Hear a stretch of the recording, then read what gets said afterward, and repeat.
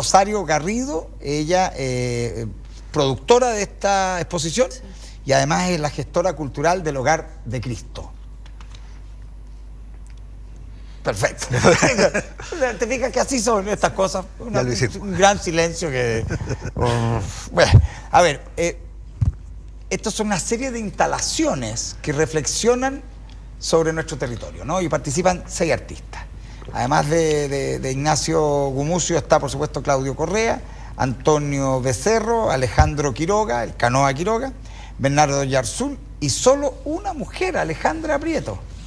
Mira, y es una iniciativa del Hogar de Cristo.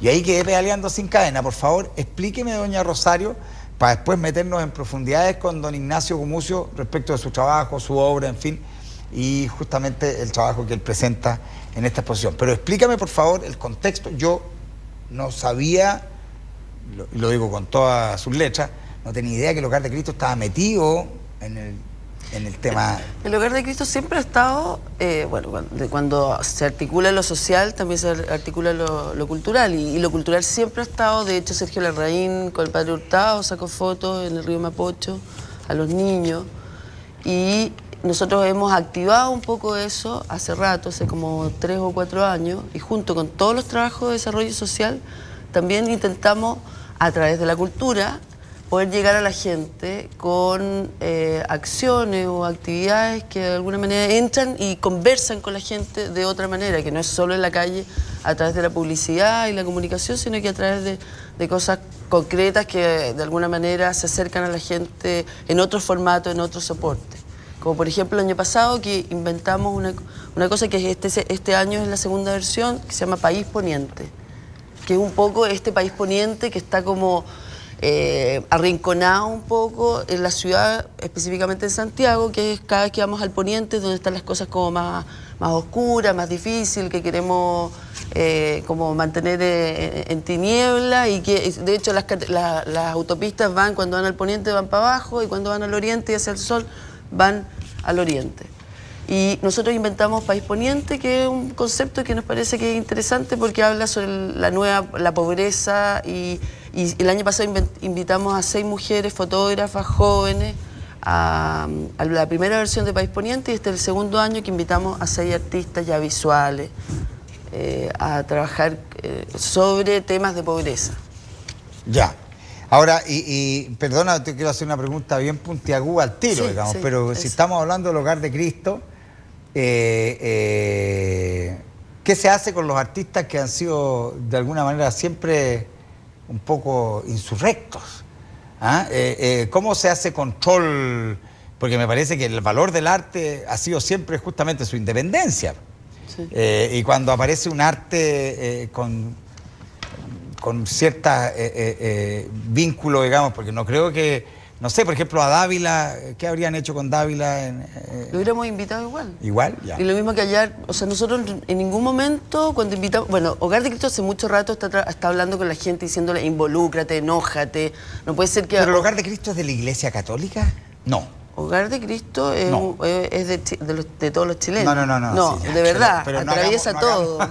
Pero el Hogar de Cristo es de la Iglesia Católica. El Hogar de Cristo, tenemos un capellán que es jesuita, y los jesuitas son parte de Hogar de Cristo, sí. Pero no de la Iglesia Católica. La Iglesia Católica es enorme, no es de la Iglesia Católica. Ya, no es un organismo de la Iglesia Católica, ¿no? No es de la Iglesia, no. Es independiente. No. Sí, independiente. Totalmente. Es una fundación que tiene muchísimas esa era la pregunta, líneas de acción. Sí. Ya, perfecto. Mira, no, fíjate que, por eso lo digo, no tenía idea de que generaban este tipo de actividades, lo encuentro súper interesante. No hay nada de censura. De hecho, el año pasado invitamos a Zaida González, que no sé si la conoces, que es una fotógrafa que es muy revolucionaria, o sea, revolucionaria en el sentido de sus imágenes, que muestra mujeres totalmente desnudas y desenfadadas y pintadas, incluso coloreadas, y nosotros no tuvimos ningún problema en invitarla, y ella tampoco tuvo ningún problema en venir, al revés, fue genial. Sí. Ahora, pero evidentemente esto es parte de una política de apertura relativamente reciente, porque...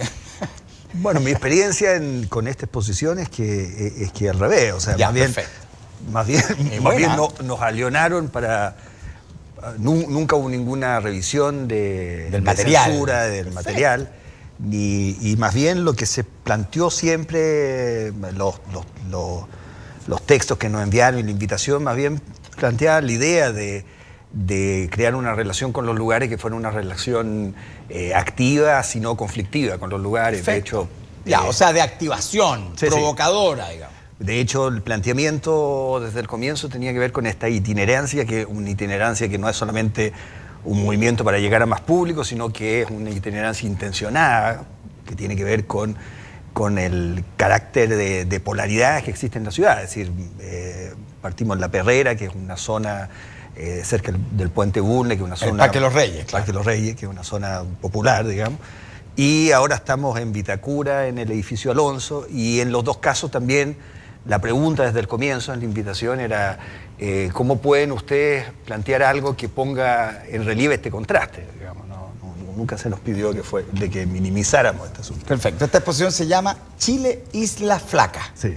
He tenido más problemas de censura con empresas de gas que con la Iglesia Católica. Sí. Perfecto, Sí. mira, está muy bueno eso. Es una frase para el bronce. He tenido más... Es como la frase de ¿cómo se llamaba? De los Rolling Stones, Sí. que decía, yo nunca he tenido problemas con las drogas. Con la policía, Claro, claro. he tenido problemas con la policía, pero no con la Exacto. droga. O sea, he tenido más problemas con las empresas de gas que con la Iglesia Católica. Yo encuentro que esa es una frase para el bronce, de todas maneras. A ver, quiero que hablemos, Ignacio, respecto del trabajo que tú venís desarrollando. A ver, vámonos bien atrás. Si bien tú eres nacido en Chile, eres criado en Francia. Sí. Ya. No puedo decir nada más. No puedes decir nada.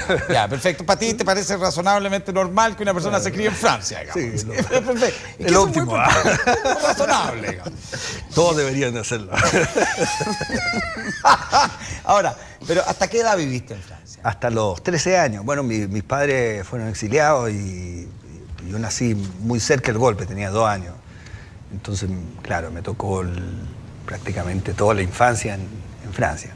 Ya. Y apenas pudimos volver, el año 84. Claro, ahora, pero tú eras francés a los 13 No, años. siempre fui chileno. De hecho, en Francia siempre vivimos una especie de eterna situación de que podíamos volver en cualquier minuto. Entonces era una situación muy rara. Mis padres nunca aprendieron bien el francés, nunca, no sé, arrendábamos. Todas las cosas que teníamos eran arrendadas porque comprar algo era una tradición hacia las posibilidades De regreso. de regreso, claro. Además, bueno, yo vengo de una familia que estaba metida en el asunto político, entonces vivieron todo el tiempo también en Chile, en el fondo. Siempre estaba la idea de que todo funcionaba en un mundo de resistencia.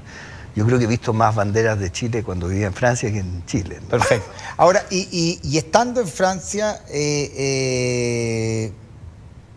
estando en Francia, luego llegando a Chile, ¿en qué momento aparece la idea de dedicarte, de meterte de lleno en el mundo del arte? Del arte. Bueno, tiene mucho que ver con este asunto. Yo llegué a los 13 años, que es un poco una edad donde uno... Perdón, se me llegó a caer el bastón, fíjate. Ya. Donde uno como decide un poco de dónde es. Y me tocó Santiago el año 84, que era el lugar menos atractivo de buena primera, sobre todo comparado a París. Y ahí tuve que decidir de que esto me tenía que gustar. Y entonces mi primera relación fue con Santiago y con Santiago de esa época. Ya. Y empecé a desarrollar un amor un poquitito extraño y perverso por esta arquitectura de los 80, por estos lugares un poco sin ninguna de las características estéticas bonitas que conocía yo de Europa. Entonces, lo que diría Marc Augé, los no lugares. Una especie de no lugar, ¿no? Bueno, pero el asunto es que cuando uno necesita querer algo, está dispuesto a querer hasta las cosas más horribles. Y ese tipo de amor es muy fuerte. Entonces, en esa época fotografiaba cosas que tenían que ver con eso y muy luego me empecé a dar cuenta que las fotografías no no lograban explicar No qué es lo que era. suficiente. Y porque además, cada vez que hablaba de estos lugares y por qué me gustaba, solo podía usar adjetivos que eran muy contradictorios. Es decir, me encanta porque este lugar es fome, aburrido, feo, sin interés, estúpido. Entonces ahí descubrí... Decadente, claro. Y justamente, por ejemplo, lo que me encantaba de estos lugares, que no tuvieran las personas que vivían en el centro, por ejemplo, no sé, las galerías, que recorrí mucho, no sé. Hay una en específico que se llama el Hotel Galería, no sé si lo conoces. Sí, claro. Bueno, en realidad tú conoces todos. Sí. Bueno, eran lugares donde la gente vivía ahí y no le confería ningún interés estético, digamos. Y eso me parecía que había algo, no sé, noble, clásico en eso. Y rearmando de memoria esos lugares, como que volvían, creo que encontré algo de que lo que era este asunto. Y que tiene que ver con un trabajo de rememoración y de qué es lo que pasa cuando uno trata de reconstruir un lugar que se supone que no puede calificar estéticamente. No sé, estoy enredando. No, es que me parece fenómeno. Insisto, es un programa para eso. Sí, bueno. Y de ahí empecé a hacer este asunto cada vez más seguido y nada, y terminé... ¿Qué edad tenía ahí? Tenía 14 años. Perfecto. 15 años. Y nada. Y con el tiempo y la dejación y la pereza me fueron llevando al arte. Perfecto. El tiempo, la dejación y la pereza me fueron llevando al arte. Que ese es uno de los problemas que yo encuentro que es interesante de esta exposición y por qué acepté esta invitación, que me pasa un poco lo mismo que a ti, que cuando me llegó la invitación del Hogar de Cristo parecía de una incomodidad enorme. Claro. Siempre... mi carrera artística siempre la he hecho pensando en que, además, como soy profesor, me toca muy seguido ver este asunto. Es decir, bueno, esto solo lo pueden hacer personas que puedan equivocarse y fracasarse muchas veces sin consecuencias muy graves. Es decir, gente rica. Claro. Y entonces gente ahí, que tenga un colchón. Exacto. Y entonces siempre este asunto de la relación del arte y la pobreza me ha parecido un asunto, no sé, un sentimiento también como de interrogante y de deuda. Es decir, ¿cómo es este asunto que uno esté dedicado al arte y que la dejación y la pereza me lleve a mí a ser un artista? Esa misma actitud que a otra persona lo lleva a la cárcel, qué sé yo. Claro. Entonces ahí hay algo interesante, porque son los mismos factores, es muy parecido. ¿Y ha llegado a alguna conclusión? No, ninguna. Pues esa es la tragedia. La tragedia. Bueno, ahora, pero hay una cosa que es muy interesante lo que está diciendo. Pareciera que tú estabas interesado desde un inicio en la periferia de las cosas. No, estaba interesado en encontrar un lugar y las posibilidades mías yo tenía que ser chileno y la única manera de ser chileno para mí era terminar queriendo los lugares que me eran parecidos. Además, después con el tiempo y con los viajes me he dado cuenta que esos lugares existen, lo mismo que tú decías, Marco, existen en todas partes. Es como que si Santiago fuera el Vaticano de estos lugares, pero existen diseminados en todas partes. De hecho, mi vida en París tiene que ver también con las viviendas públicas. O sea, uno puede vivir en Viena, París, y nunca ver un edificio del siglo XIX. Puede vivir todo el tiempo en un lugar más o menos parecido a la Villa Portales, ¿no? Perfecto. O sea, que también es un mundo que existió, es un estilo internacional de la depresión. De hecho, así se llamó, sí. Estilo internacional, ¿no? Exacto, el estilo internacional de la depresión es la versión chilena. Claro. Tú le pones de la depresión, lo que es muy bueno. Pero claro, el llamado estilo internacional, que acuérdate nada menos, fue acuñado en el CIAM, en el Congreso Internacional de Arquitectura Moderna en el año 27. Bueno, pero ahí hay una cosa que lo que constaté en Santiago es que esta apuesta del estilo internacional terminó también en un estado anímico. Y un estado anímico que a mí me parecía, además en esa época adolescente, me parecía muy concordante a la desazón que uno tiene cuando tiene 15 años. Es decir, los edificios de la Villa Portales, por ejemplo, que era este gran diseño que termina, el gran diseño, por ejemplo, para que la gente no pase sin auto y sin... esas paralelas, esas pasarelas. Finalmente cuando yo las vi coincidían completamente esa decadencia con ese sentimiento un poco decadente que uno tiene a los 15 años. Y entonces me pasó una situación rara que como que mis sentimientos adolescentes coincidieron con el contexto. Con un contexto adolescente. También la dictadura era una situación adolescente. La televisión de esa época era una televisión pueril, cruel y al mismo tiempo llena de sentimientos infantiles. Entonces, todo ese mundo que para mis padres era aterrador, para mí era coincidente con mi mundo. Y quedé de alguna manera embrujado en esa idea. Yo creo que a mucha gente de mi generación le pasa lo mismo, que ven la Teletón, por ejemplo, y sienten una sensación como de emoción, a pesar de que todo es repulsivo. Pero corresponde a los sentimientos de una persona de 13 años, en un país donde todos tenían que tener 13 años, si no o estaban muertos o estaban matando. Lo que quiero decir es que los que no estaban ni muertos ni matando estaban en estas... En la onda 13 años. En la onda 13 años. En la onda teenager, por claro, exacto. Entonces, ahora, y espérate, y es que me parece súper atractivo lo que estamos conversando, porque si revisamos tu trabajo, por supuesto, tiene que ver mucho con todo lo que estamos hablando, ¿no? ¿Cuál fue de los primeros trabajos que hiciste? Perdón, ¿estudiaste arte formalmente? Sí, claro. ¿Dónde estudiaste? La Universidad de Chile, la gloriosa Universidad de Chile. Sí. Ya. O sea, donde ahí sí que se daba todo de nuevo, todo esto que estamos hablando. Sí, lo que pasa es que estudié,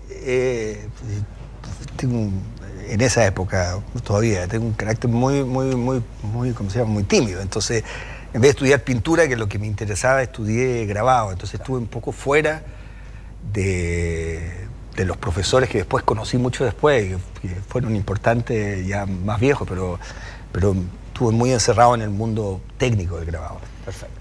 Y la Universidad de Chile en esa época permitía también que uno esquivara totalmente la ambición del arte, incluso en la actualidad del arte se vivía, no sé, en el taller de grabado las conversaciones eran sobre problemas ya muy pasados, era como si hay que firmar con prueba de artista o prueba de autor. ¿Qué quiere decir PA? Entonces eran temas claro, candentes, digamos. Exacto.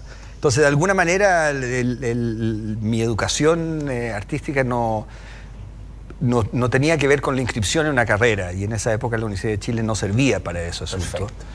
Y eso yo creo que me hizo bien. Vos conocí a más profesores igual que fueron importantes, como Adolfo Cubo o Alberto Pérez, pero que todos... Extraordinario. Claro. Alberto Pérez, qué fenómeno. Sí, claro. Bueno. Fenómeno. Excelente oportunidad haber podido... Sí, bueno, de hecho la serie que estoy haciendo en Instagram. Sí, en Instagram. Las aulas, tiene un poco que ver con ese asunto. Hay un tipo de profesor, un modo de enseñar que de alguna manera ahora está en una crisis tremenda. Yo diría incluso más que eso. Bueno, de hecho, yo diría que está en franca extinción. Sí. Y de alguna manera me parecía importante retratar eso y hacer una mezcla entre un homenaje y también una ironía. Una ironía, pero también me parece que le está pasando a mi generación también, que nuestra generación crecimos como en una lógica de gallinero media militar, de profesores muy arbitrarios, que uno los admiraba por lo arbitrario que era, sufría muchísimo, hasta que uno llegaba a convertirse en profesor y podía hacer sufrir a otro. Esa cadena que ha seguido que existía desde tiempos eternos. Desde la tradición greco-latina. Exacto. De repente se rompió. Y los profesores de mi generación ya no les es permitido seguir esta cadena maravillosa de microabuso. Microabuso. No, o sea, más que de abuso, es de introducción a la idea del arbitrario. De lo arbitrario, claro. Y ese asunto es muy raro lo que está sucediendo ahí, y me parece que es más complejo de lo que estoy diciendo. ¿Por qué no hablamos bien de eso? Porque sí, me parece interesante. Tú estás trabajando... Bueno, tú has trabajado con distintos soportes, con distintas técnicas. O sea, he tratado y todas las veces terminado en la pintura. Esta es la primera vez que he logrado hacer algo, pero bueno, no sé si tiene la misma categoría artística, pero algo que se escape de la pintura.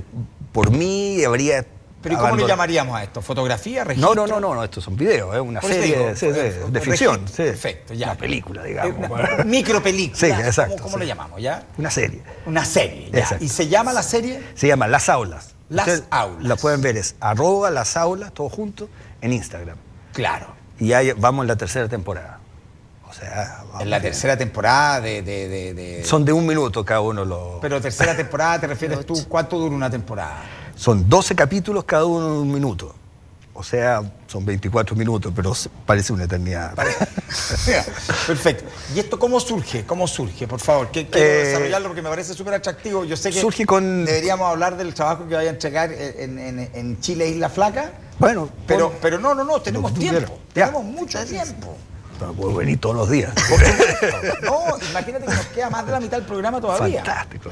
Esto surge en el último paro. Han habido paros periódicamente. Yo hago clase, he hecho prácticamente en todas las universidades que tienen la palabra universidad. Y la última paro que terminó en una toma, que era la toma feminista, se empezó a alargar de una manera que no se sabía cuándo iba a terminar. Y entonces los profesores teníamos que asistir a las clases, pero no teníamos alumnos. Y yo ya había trabajado en una película parecida para una ¿cómo se llama? Una exposición del MAVI sobre este problema de los diálogos entre los profesores y los alumnos. Porque hay una situación ahí que se arma que yo siempre he querido hacer película, pero es muy difícil. Y descubrí que los profesores tenemos una gracia que es muy fácil de filmar, que fingimos los diálogos. Es decir, cuando un profesor habla con un alumno, está hablando solo, está contestando y preguntando al mismo tiempo, y cada cierto rato hay unos cortes, pero no hay cambio dramático. Es decir, no hay una progresión en lo que dice, sino que en general él sigue un discurso más o menos largo, lo que hace que es muy fácil de filmar. Y ese asunto yo lo quería retratar como ese modo de hablar que ha funcionado mucho tiempo.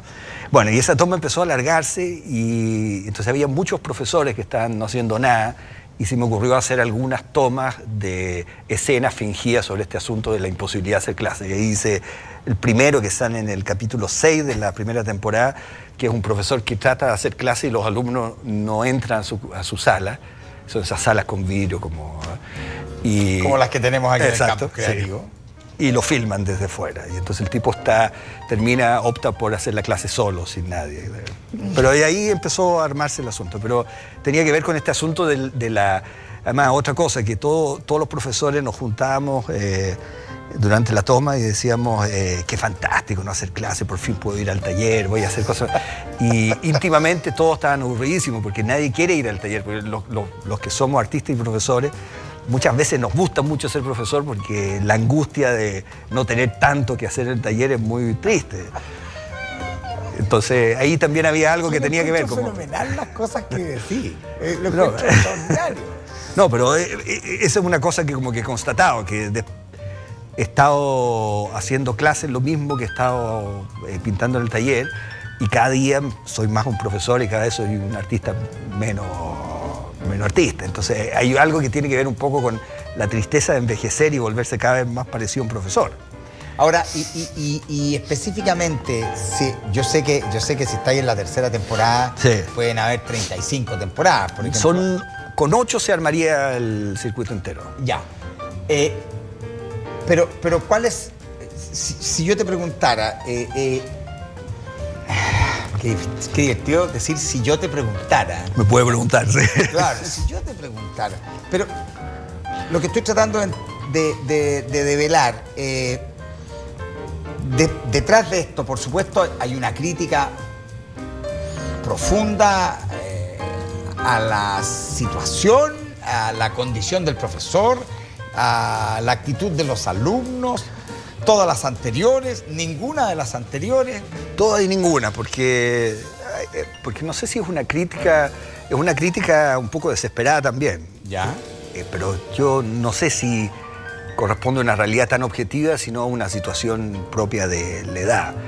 Es decir, mi generación ve cómo se muere algo que fue importante para ellos. Eso ya, no, perfecto. Ya. Es que eso es muy relevante, ¿no? Eso es grave para el que lo padece, pero no quiere decir que sea grave para la sociedad entera. O sea, yo lo veo como algo gravísimo y que de ahí no hay retorno, pero soy capaz de entender de que este asunto le ha pasado a otras generaciones. Ya. Hay algo de eso, hay algo también de ganas de celebrar este asunto de estos profesores que ahora estarían presos, pues, no sé, ¿no? Perfecto. O sea, Adolfo Kuh, me acuerdo, empezaba sus clases y era así como un día llega y dice, bueno, ya ahora se van todos, porque ustedes no pueden entender a los Medici, se van todos. Con esa cara no pueden entender a los Medici. Y se van todos. Ahora este tipo estaría en una cárcel, en el Cernaca, así como... Claro. Ya no se puede hacer ese asunto. Claro. O al menos estaría siendo severamente enjuiciado en redes sociales. Exacto. Digamos, con, con la nueva tecno-inquisición. Exacto. ¿No? Bueno, por supuesto que hay algo completamente absurdo en la idea de echar a todos esos tipos, pero hay algo que para la gente de mi generación valía algo que alguien fuera capaz de decirte que tú no podías entender a los Medici. Porque no podía tener mucha razón, digamos. Sí, porque si no entendí eso ya no te interesan los Medici, si no te dicen que el primer punto es que no los podía entender. El segundo punto es que trata de entender qué es lo que son. Hay una especie de estimulación escondida maravillosa en eso, ¿no? Sí, porque te está diciendo, está ahí en Chile, en la Encina, tú no estás en Florencia. Así como... Bueno, no sé, pero había algo de ese asunto. Y además, bueno, pero yo no tengo para nada claro la moraleja de lo que estoy armando y también... todo lo que está planteado es muy equívoco como todas las cosas cómicas. O sea, de hecho, los profesores y los alumnos son ridiculizados en la misma proporción, entonces tampoco queda muy claro... ¿de qué bando eres? De qué bando, no, claro. No. Y bueno, en general tengo más habilidad para ridiculizarme a mí y a los que son cercanos, así que... Claro, porque por último tú no puedes ser, no te puedes descalificar a ti mismo, entonces tenés cierta autoridad respecto... Claro, pero sí, pero además yo creo que este problema de la crisis de los profesores no es solamente de los profesores de arte, los profesores de arte es más significativo porque los profesores de arte solo enseñan autoridad, no tienen mucha más materia que esa. Y esa crisis yo creo que es importante, es decir, algo está pasando que la gente ya no soporta la idea de que haya alguien, un profesor. Absolutamente. No, yo creo que lo que tú acabas de decir, me parece que hay una clave ahí. Sí. Yo creo que detrás de esto hay una crisis y esa crisis tiene que ver fundamentalmente con la idea de autoridad. Sí, pero yo diría que esa autoridad en particular, yo creo que la autoridad militar sigue siendo vigente y la violencia, toda la gente está dispuesta a votar por gente muy violenta y muy autoritaria. Lo que digo es que la autoridad del profesor es la que está en crisis. Es un tipo de autoridad, un modo de autoridad, que las dos que están en crisis son la del cura y la del profesor. Y las dos están acusadas exactamente lo mismo, de ser sexuales, de ser deseantes. Es raro que sea una coincidencia porque no creo que los militares no sean también abusadores y sexualmente involucrados. Pero algo pasa que el profesor y el cura son los dos. ¿Será que son los más indefensos? Son los únicos que son, no sé, yo creo que... En el sentido de que no tienen armas, digo yo. No sé por qué. Yo pienso que hay una razón política también. Maravilloso. Representan un modelo político que ahora está cuestionado, que es el modelo izquierdista. Ahora está moviendo. Claro. Maravilloso. Son los dos que no son neoliberales, digamos.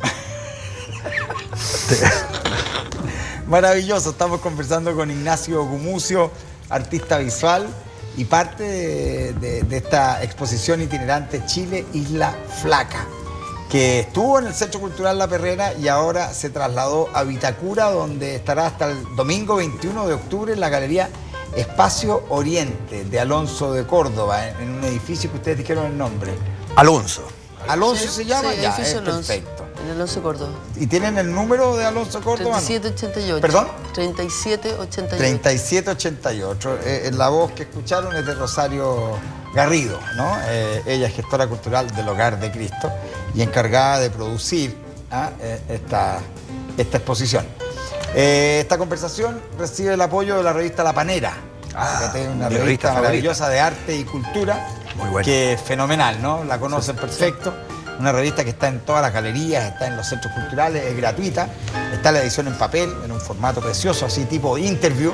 Sí, ¿Te acuerdas? Pero también está la edición digital. Yo fíjate que no sabía que existía digitalmente La Panera. ¿Sabías tú? Lapanera.cl. Desprecio la digital, siempre veo la otra.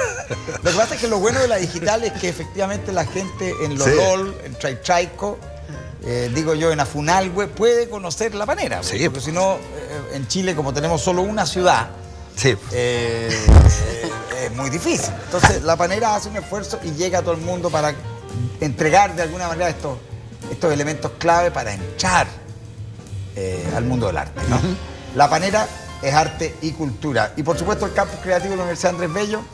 Usted puede estudiar arquitectura, diseño, publicidad, periodismo, artes visuales, todo en una plataforma de integración. De eso se trata. www.campuscreativo.cl. Vamos a una pausa, seguimos conversando con doña Rosario Garrido y don Ignacio Gumucio. Ya volvemos con Federico Sánchez y sus invitados, porque pensar es clave en la 92.9. A las 8 de la mañana, de lunes a viernes, Combinación Clave. Opinamos de actualidad. No conozco a nadie, a ninguno, que esté arrepentido de haber votado por el no. Más aún, hay demasiados que puestos en la misma disyuntiva de 1988 cambiarían felices su voto sí para apoyar el no. Ya han pasado 30 años. Conmemoramos el día en que ganamos todos, incluso los que querían que la dictadura continuara 8 años más, y perdieron. Si estuvo ahí, recuérdelo con orgullo. Se lo merece. Fernando Pausen, invitados y panelistas son una combinación clave. Con excepción de algunos que no quisieron inscribirse, todas a avalar el 5 de octubre. Unos salieron más felices que otros, evidentemente. Ahora, pero no busques una crítica al presidente donde no, si yo no estoy hablando de lo que te digo es que efectivamente Piñera se defiende solo. Combinación Clave, de lunes a viernes a las 8 de la mañana. 92.9. Somos opinión. Somos la clave.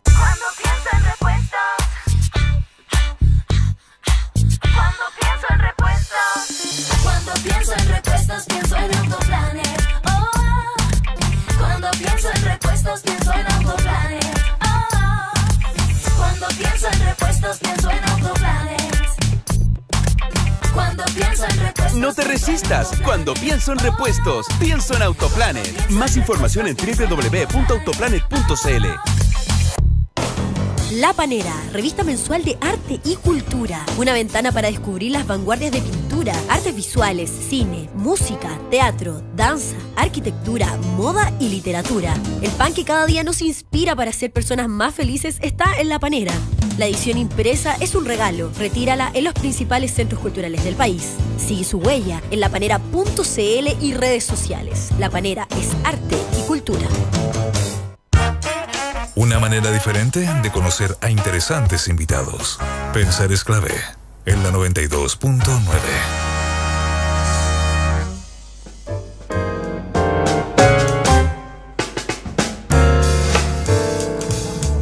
De vuelta, siempre y cuando baje un poco el retorno, vamos a poder seguir en esta segunda parte del Pensar es clave. Estábamos con el retorno muy fuerte. Ahí sí, lo bajaron, perfecto. Estamos de vuelta en este Pensar es clave, miércoles 17 de octubre, conversando con don Ignacio Gumucio, él es artista visual. Título maravilloso, ¿cierto? Artista visual. Pintor, digamos, no sé. Claro, pero pero es una suerte de definición expandida del artista visual. Sí. Porque lo que estáis haciendo en Instagram es parte de lo que tú haces, es parte de tu obra, ¿no? Pero no es pintura eso. Sí. Por lo tanto, un triste pintor, no me suban tanto. Un triste pintor y muy alegre autor de Instagram. Exacto. Y Rosario Garrido, gestora cultural del Hogar de Cristo. Rosario, tú le decías a Ignacio que algunos de los temas, que tocara algunos de los temas que había tocado, parece en la presentación, en la inauguración, de la exposición y que los tocó muy a la pasada. ¿Cuáles eran ellos para que él se estimule a desarrollar, por favor? Ignacio tiene toda una visión de las cosas y le parece que, por ejemplo, esta exposición es interesante ya porque rompe con la cosa del algoritmo y que hay una cierta incomodidad también desde el traslado, los traslados que hay. Él no está pintando, no llevó unos cuadros muy bien enmarcados, sino que está pintando unos murales que se borran después cuando se salen del lugar. Y eso significa que está 4 días pintando, que puede llegar a ser una verdadera lata eso y ocupa un montón de tiempo. Y sin embargo los pinta igual, y hay gente entre medio, están montando los artistas. Pero, a ver, ¿cómo es eso? Perdona, me dejaste pillo. ¿Cómo? O sea, tú Lo que hice para esta exposición... estás pintando directo sobre los muros. Sí, es lo que he hecho además en varias... Hace como 5 años Sí. que contesto a las invitaciones en general con este modo de trabajar, que es pintar murales que sean efímeros, que están durante el tiempo de la exposición y después se borran. ¿Y en qué los pintas? Con látex sobre el muro. Esto partió porque me habían hecho una invitación en el extranjero y la invitación proponía llevar los cuadros a un costo muy grande porque tenían que ser embalados, tenían que tener seguro y todo eso. Claro. Y yo me quedaba en Santiago y entonces encontré que había un absurdo muy grande que mis cuadros conocieran Nueva York y yo no lo conociera. Entonces planteé esta idea que además también tiene que ver con una de las crisis. Y que esos recursos los gastaran en un pasaje para ti. Era más barato, de hecho, le salió más barato. ¿Era más barato? Sí. ¿Era más barato transportar a un humano Claro. y alojarlo allá y todo? Sí, claro. No, el alojamiento me lo conseguí, qué sé yo, con parientes. Pero cosas que los cuadros no son capaces de hacer. Los cuadros no tienen parientes. No tienen parientes. Eso es muy fuerte, ¿ah? Sí. Los cuadros no tienen parientes. Bueno, los buenos cuadros tienen parientes, pero... ¿Los buenos cuadros tienen parientes? Sí, claro. Ah, ya. El asunto es que además me parecía que solucionaba un problema que toda la vida había cargado, que cuando yo entré a estudiar todos querían ser pintores. Ya. Y ya en tercer año ya quedaban un tipo que quería ser pintor, que era yo, y todos los otros ya eran performistas, instaladores. Claro, iban muy... Y siempre sentí de alguna manera que ellos tenían una ventaja porque iban más livianos, los invitaban a los lugares, tenían una vida más parecida a la del deportista o del músico. Ya, perfecto. Y yo estaba encadenado a esta situación del taller y el peso, digamos, de los cuadros. Y este sistema es un sistema de pintura que tiene un poco ese asunto. Por ejemplo, durante 4 días tengo que prepararme un poco como lo haría un deportista, digamos, tengo que comer liviano. y me pareció que es una manera de hacer pintura que... Y la otro asunto es que los murales normalmente son el género más programático de la pintura, digamos, el que se supone funciona un poco con esta lógica del proyecto de arte. Y yo estoy empecinado en una lucha en contra de esta idea del proyecto de arte, porque creo que en el taller sucede algo que subvierte ese orden de la idea buena, el proceso adecuado y el resultado bueno. Mi experiencia en el taller es que existe esta otra posibilidad de tener malas ideas y llegar a buenos resultados, partir por lo... Son antimurales. Claro. ¿Y que tú dirías, ese es tu caso? ¿Son malas ideas que A veces, no, me ha pasado de todo. Me ha pasado buenas ideas que terminan mal, o a veces partido por el interés por un material o por un procedimiento y después llegué a la idea. Es decir, que este orden del proyecto, que es un poco un orden que rige un poco el mundo entero, Sí. En el taller de arte hay otro modo de producción de cosas que no funcionan con esta idea del proyecto, que es idea abstracta, buena, solución eficiente de este asunto y el resultado. Claro, el resultado. Ese asunto, yo diría que los talleres de arte durante siglos han demostrado otros modos, y eso es lo que quiero hacer en el mural. Y eso existe en pintura mural, pero... no sé, las pinturas que tienen los adolescentes en sus piezas o los presos en las películas de presos, no creo que los murales sean así, pero que son otro tipo de mural que no funciona con un plan, no funciona con una idea unívoca, sino que es más bien el pacto entre varias varias ideas al mismo tiempo. Entonces, lo que sucede en el muro es más bien una situación de negociación. Y eso es lo que me interesaba hacer en Isla Flaca. De hecho, en los dos lugares me instalé ahí sin un plan preconcebido, sino con 3 o 4 ideas, y fui armando algo en el lugar. ¿De qué tamaño son estas? El primero es una celda. Está en una celda, dentro de una celda. Una celda de esas de la perrera, que son, no sé, debe tener 3x2. Y lo otro está diseminado en un vidrio y en varios... Tiene como una narración, así como un relato. Sí, ya. Ahora, interesante en qué te inspiraste en el caso de Vitacura. Bueno, Vitacura son imágenes de patrullas de seguridad ciudadana de Vitacura. Mira. Se ve muy bien. Un gran color tiene. Sí, claro, además un color muy llamativo. Vitacura, ¿cierto? Pero eso para mí es un lado fallado de este asunto. Porque además no necesariamente tienen un vínculo lo que mostraste allá con lo que muestras en Vitacura. En este caso son muy diferentes. Porque el resto de los artistas acarrean sus cosas. Ahí está mi superioridad. No, porque hay artistas como Becerro que también igual cambió. Va cambiando. Quiroga también fue cambiando. Sí. No son exactamente lo mismo. Ahora, pero espérate, y por lo tanto no hay vínculo. ¿O hay un vínculo subterráneo? Traté justamente de oponer lo más posible, y ahí hay una parte que tengo dudas si resultó, y mi impresión más bien es que no resultó, lo que también es interesante, que en Vitacura como que aleonado un poco por Rosario, por todo lo que decía. Por la presión. Por la presión, me dije, tengo que hacer algo que sea un poco chocante y que ¿cómo se llama?, remezca digamos, esta comuna que se supone que son como más pudientes y todo. Entonces traté de hacer algo. Y tú estás ahí además acusando a la Rosario en este minuto. Sí.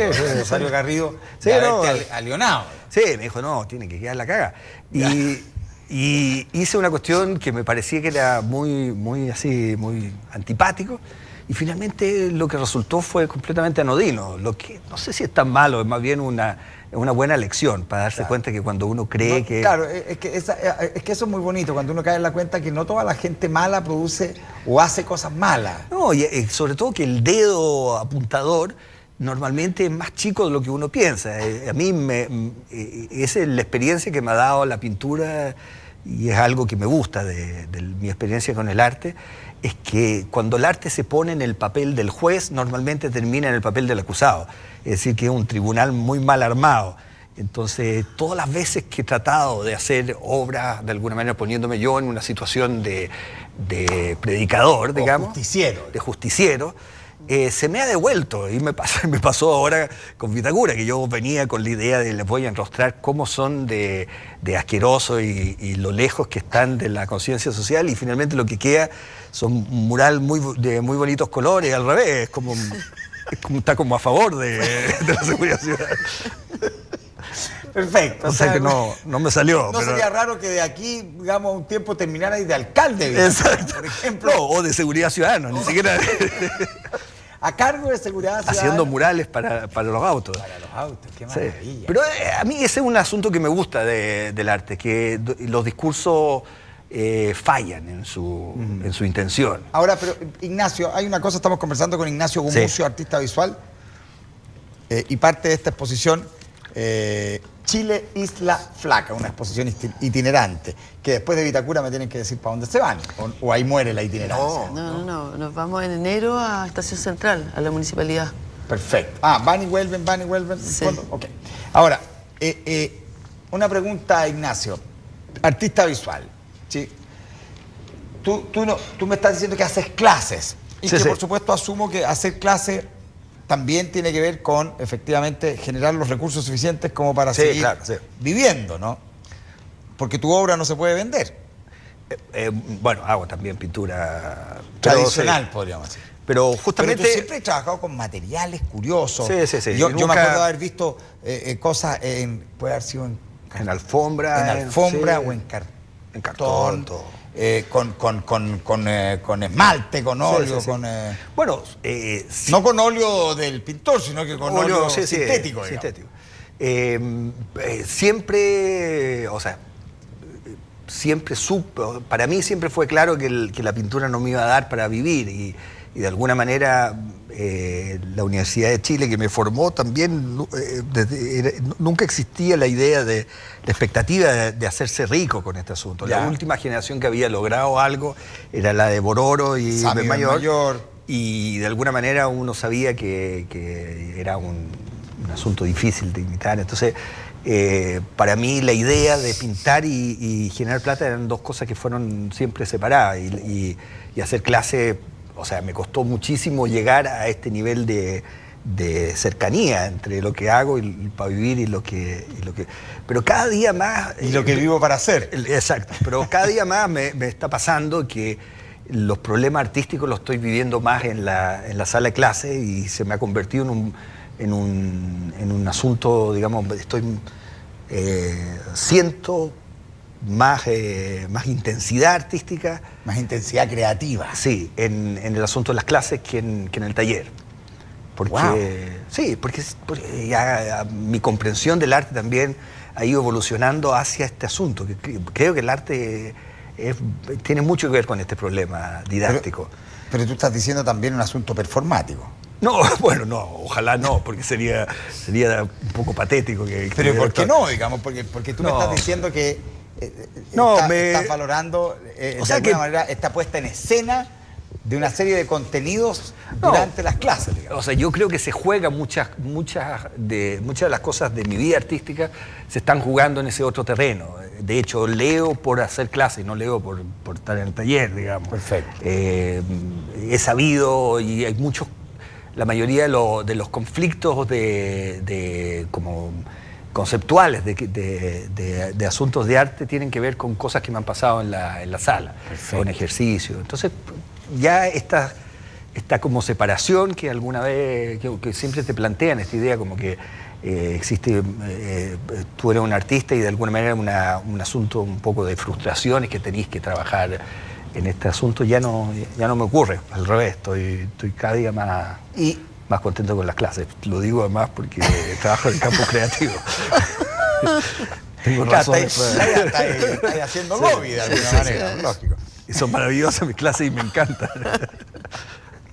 Y son bastante bien remuneradas. Claro, aprovechando ya de hacer lobby. Ahora, claro. Sé que hay otros profesores que se quejan, pero yo no me quejaría jamás. Claro. Qué fenómeno. O sea, además sería maravilloso llegar al punto de decir, ahora no sé si habrán otras clases para este otro semestre. Sí. Empezar a negociar. Ya porque además mis habilidades son muchas. Vamos a hacer clase de video. Eso te iba a decir. ¿Hay una beta en el mundo audiovisual que está ahí? No, o sea, lo que he hecho en audiovisual no tiene... Artísticamente es muy poco interesante, o sea, filmo como Teleduc, así. Es el nivel de... Porque me ha interesado más bien los textos, las actuaciones, pero no... Extrañamente, yo pensé cuando empecé a hacer este asunto que a lo mejor por deformación pictórica me iba a meter mucho en el lenguaje, pero no. No, me importa cada vez menos, o sea, al revés, me está importando la eficiencia narrativa. Además, hay otra cosa interesante en la serie, que el formato de 1 minuto, porque Instagram solo tolera 1 minuto. Por supuesto. Y lo que no en tus historias, en historias son 10 segundos. Claro, 15 segundos. Claro. En tu timeline, ¿cómo se llama? Timeline, ¿no? Claro. Y lo interesante es que coincide un poco con lo que le pasa al personaje que se llama Ricardo Gómez y que le pasa a mi generación, que la queja siempre es: estos estudiantes son insoportables porque no pueden poner atención durante mucho tiempo. Y entonces la pregunta es, ¿no será que simplemente tenemos que hacer un esfuerzo por cambiar algo de eso? No sé qué. Y entonces el mayor asunto, digamos... el desafío. Sí, el mayor desafío, digamos, formal ha sido cómo se puede contar algo en 1 minuto. Y mucho más que meterse bueno, eso ya es un desafío del lenguaje igual. Yo ya lo creo, pues. Sí. El desafío de contar algo en 1 minuto es extraordinario. Digo. Bueno, y caben cosas increíbles. Claro. Fenómeno. Sí. Tú me decías que se van a Estación Central, Rosario, después. Sí, nos vamos. ¿A qué parte de Estación Central? Nos vamos a la misma municipalidad. La municipalidad organiza un festival de teatro que está dirigido a toda la gente que está alrededor de las poblaciones. Cambiamos de público. y de las poblaciones donde la Estación Central es una de las comunas que tiene mayor cantidad de migrantes. Entonces va a haber gente que no habla español, castellano, hay mucho haitiano, hay colombiano, hay muchos migrantes alrededor y van a este festival de teatro y nosotros la idea es colarnos un poco ahí, aprovechar esa situación y llevar buen arte. No llevarle unos cuadritos así como bonitos, sino que llevar cosas que sean un poco más interesantes, más hay una remesonas. especie de discriminación tácita a los cuadritos bonitos. No es ninguna O sea, discriminación tácita. Lo que estoy queremos entendiendo es ahora que obras... la Rosario lo que busca es obras muy feas. Muy potente, tú que decís. Potente, por eso que... Te estoy molestando. Sí, pero que no sea la decoración del festival. Claro, sino que no sea la decoración del festival. Cuando vemos que la obra de Ignacio Gumucio terminó en algo relativamente bonito, unos cuadros bonitos en Vitacura. Sí, lo que pasa es... Y ella está reaccionando contra... Sí. Pero la belleza cuando es un defecto está bien. El problema es cuando... Extraordinario. Esa es otra frase Malbrón. La belleza cuando es un defecto está bien. Está bien. Claro, porque cuando es una virtud no. Porque es muy empalagosa. Exacto, sí. Si la belleza es una virtud, se transforma en algo como cuando uno se come un tarro de manjar. Sí, esta frase la podría haber dicho Rimbaud fácilmente. Pero, con una soltura. Ya, entonces, evitar la pintura bonita, digamos. Decorativa. La idea decorativa. Claro, no. Es que ella dijo bonita, entonces... Es que es bonito, porque por ejemplo el tótem es muy bonito, es increíblemente atractivo, porque Bernardo Oyarzún hace un tótem de puros objetos populares, cachivaches, de muchos iconográficos, colores, de muchos colores, entonces es bonito. No, es que no sea decorativo. El ataúd que no sea, es bonito. El ataúd, tenemos un ataúd de becerro, que es un ataúd iluminado, el ataúd que siempre todos nos hemos imaginado iluminado, con un chorro, trabajó con Trimex, y hicieron un chorro de sangre, pero es de luces rojas, muy tecnológico, pero con un perro con taxidermia. Entonces tiene una cosa que te hace mirar dos El asunto es que son obras que te duran un tiempo, digamos. Claro, que tienen contenido. Te dejan la retina... Te dejan noqueado. Noqueado un ratito. Un ratito, por lo menos. Sí. O al menos son esos uppercuts que se te doblan las rodillas. Exacto. Ya, perfecto. Después... Está también el video de Está el Alejandra. video de la Alejandra Prieto, que es un video que habla sobre el litio, que traja todo el tema de las enfermedades mentales del litio, y el litio como la gran esperanza de Chile para... Con un poema de Juan Luis Martínez. No, de Rodrigo Lira. De Rodrigo Lira.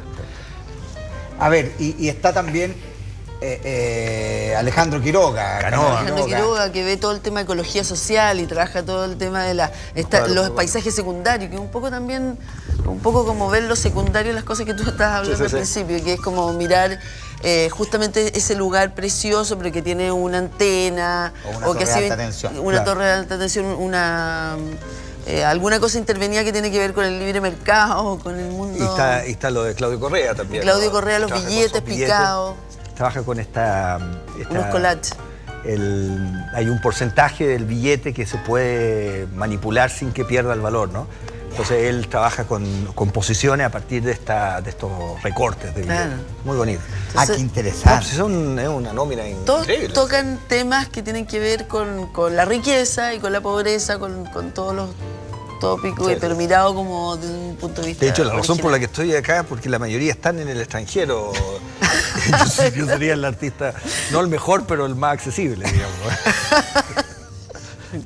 Perfecto, era el que estaba aquí en Santiago. Sí, porque Alejandra está inaugurando en Sachi en Londres al mismo tiempo que está inaugurando en La Perrera. ¡Wow! Sí. Claudio está en Barcelona haciendo un doctorado. Y Alejandro Quiroga está inaugurando en Perú, en Lima. O sea, todo. Y Becerro estaba acá, pero, Ahora, él pero el gestor de La caso Perrera. de Ignacio Gumucio es que se vino de Francia a hacer solamente eso, esa cantidad de años, pero no importa, date cuenta. Claro, está bien. Se vino desde Francia, o sea, es al revés. Es al revés, como cuando... Es como dicen, contracíclico. Es contracíclico, es una suerte de anti-tendencia, ¿no? Muy bien. Me parece, así que en ese sentido extraordinario. Oye, Muchísimas gracias. De nada, por Muchísimas favor. gracias. Invitamos a todo el mundo a ver esta exposición entonces en Alonso de Córdoba, número 3788. 3788. Que está hasta el domingo. Hasta este domingo. Y vean mi serie en Instagram. @las aulas. Las aulas. Todo junto. Todo junto. Las aulas. Sí, Instagram. En Instagram, esta serie que va en su tercera temporada del artista Ignacio Gumucio. Y por supuesto recuerden, todos los días Pensar es Clave a las 19 horas en la 92.9 y también en www.radiolaclave.cl. Pueden ver este programa después en nuestro canal de YouTube que va a quedar guardadito. Le agradecemos a la revista La Panera, que es una revista de arte y cultura. Piensa, sorpréndete, viaja y descubre con La Panera, una revista gratuita además. Fenómeno. Está en papel, pero también la edición digital, lapanera.cl. La Panera es arte y cultura, el pan nuestro de cada día. Y el Campus Creativo de la Universidad Andrés Bello, una plataforma para justamente encontrar esos cruces inesperados entre las disciplinas ligadas al mundo de la creatividad y las comunicaciones. Eso es el Campus Creativo de la Universidad Andrés Bello, www.campuskreativo.cl. Gracias, muchachos, por acompañarnos. Un beso grande. Fue una hora para reflexionar y descubrir la importancia de las cosas simples de la vida. Mañana vuelve Federico Sánchez en Pensar es Clave por la 92.9. Somos cultura. Somos la clave. Retomamos el torneo chileno. Apasionante final.